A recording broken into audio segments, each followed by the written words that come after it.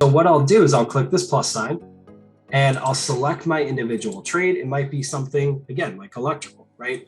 And we might have a process like rough in, or a task like rough in electrical, right?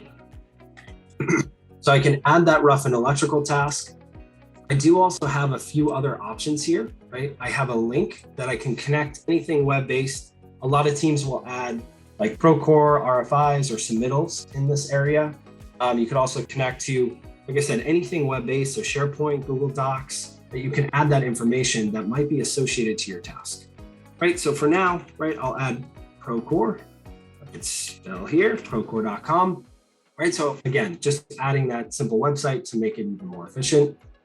Then we get into description. This is where we can add information on materials, right? We might have predecessors or specific details on the project. Right? We can really get descriptive here, right? You can add as much information as you want. It's only meant to help the project team, right? So, and one thing to mention here is, yes, I'm creating these, I'm the admin in this project, but you will also be able to have your entire project team invited into Hoylu and create their own tasks,